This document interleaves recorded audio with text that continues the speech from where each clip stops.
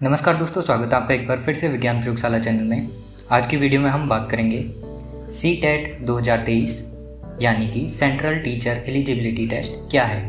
इसमें हम जानेंगे CTET क्या है, पेपर 1 और पेपर 2 क्या है, पेपर 1 और पेपर 2 की एलिजिबिलिटी क्राइटेरिया क्या है, पेपर 1 और पेपर 2 का एग्ज़ाम पैटर्न, उनका सिलेबस, इसका एप्लीकेशन चार्ज और ये कब कंडक्ट कराया जाएगा 2023 में, और क्या इसका सिलेबस चेंज हुआ है। इन सब टॉपिक्स के बारे में आज हम बात करने वाले हैं। तो चलिए वीडियो स्टार्ट करते हैं। सबसे पहले CTET क्या है। यह एक शिक्षक पात्रता परीक्षा है जिसे केंद्रीय शिक्षक पात्रता परीक्षा यानी कि CTET या सेंट्रल टीचर एलिजिबिलिटी टेस्ट कहते हैं। यह परीक्षा राष्ट्रीय स्तरीय परीक्षा होती है जो केंद्रीय माध्यमिक शिक्षा बोर्ड यानी कि CBSE द्वारा आयोजित की जाती है। यह एक साल में 2 बार कक्षा 1 से लेकर 8 तक पढ़ाने वाले शिक्षकों की नियुक्ति के लिए उम्मीदवारों की सूची तैयार करने के लिए आयोजित की जाती है। यह परीक्षा 2 खंडों में आयोजित की जाती है जिन्हें पेपर 1 और पेपर 2 के नाम से जाना जाता है। पेपर 1 उन सभी अभ्यर्थियों के लिए होता है जो कक्षा 1 से 5 तक को पढ़ाने की योजना बनाते हैं, और पेपर 2 उन अभ्यर्थियों के लिए होता है जो 6 से 8 तक को पढ़ाना चाहते हैं। और यदि अभ्यर्थी 1 से लेकर 8 तक किसी भी कक्षा को पढ़ाना चाहता है तो वे उम्मीदवार दोनों पेपर दे सकते हैं।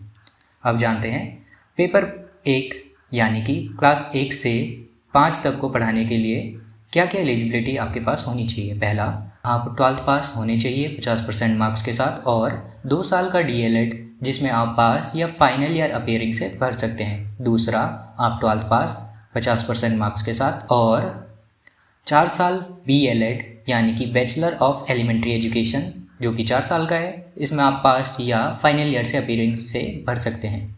तीसरा, या तो आप 12th पास हो 50% मार्क्स के साथ, या 2 साल का DED जिसमें आप पास या अपीयरिंग से भर सकते हैं। चौथा, bachelor degree graduation with at least 50% marks यानी कि आपके पास बैचलर डिग्री होनी चाहिए 50% मार्क्स के साथ, और BEd में आप पास या अपीयरिंग से भर सकते हैं। पाँचवा, post graduation with minimum 50% marks यानी कि आपके पास पोस्ट ग्रेजुएशन का सर्टिफिकेट होना चाहिए जिसमें आपके 55% मार्क्स होने चाहिए, या फिर इक्विवेलेंट ग्रेड और पास्ट और appearing in final year of 3 year integrated BEd या MEd यानी कि जो अब BEd के या MEd के 3 ईयर इंटीग्रेटेड कोर्स आ रहे हैं उनमें आप पास होने चाहिए या फाइनल ईयर अपीयरिंग से भर सकते हैं।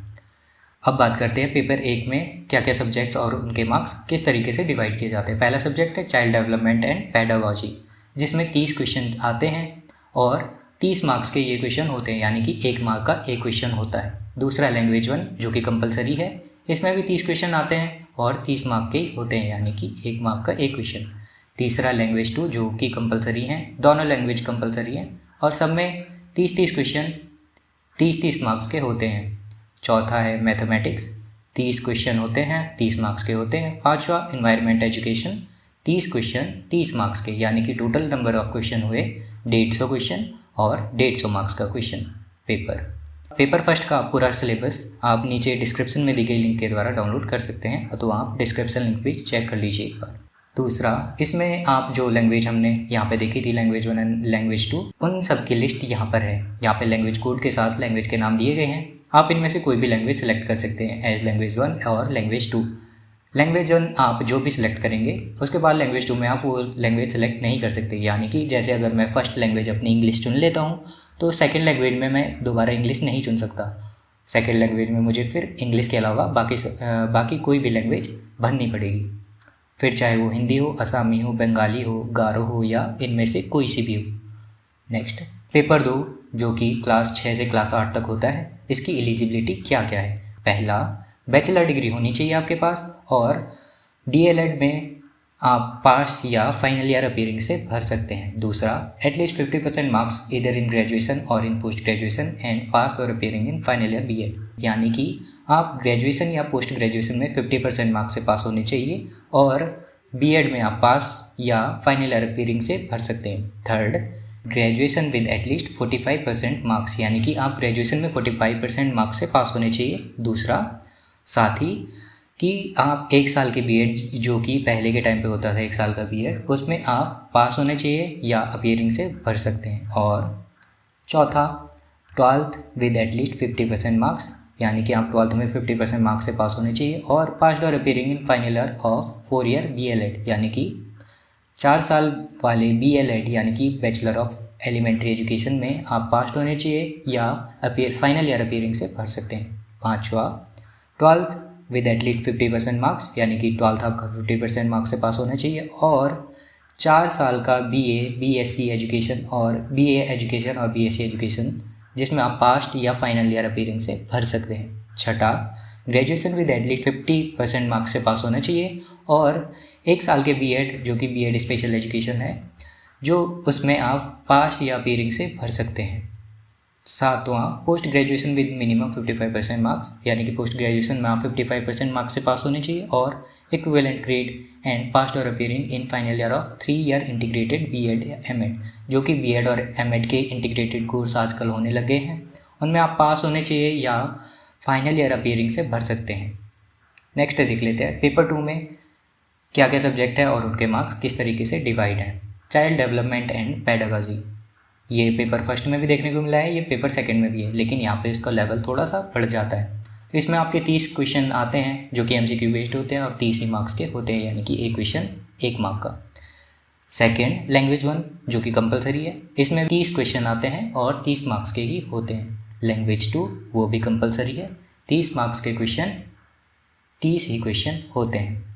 चौथा, mathematics and science for maths and science teacher, यानी कि यदि आप मैथ्स या साइंस के टीचर बनना चाहते हैं तो आप मैथ्स एंड साइंस इसमें सेलेक्ट कर सकते हैं, या सोशल स्टडीज़ या सोशल साइंस जो कि सोशल स्टडी और सोशल साइंस के टीचर बनना चाहते हैं उनके लिए है, या जो अन्य सब्जेक्ट चुनना चाहते हैं वो इसमें चुन सकते हैं, जिसके 60 क्वेश्चंस आते हैं जो कि MCQ बेस्ड होंगे और 60 ही मार्क्स के होंगे।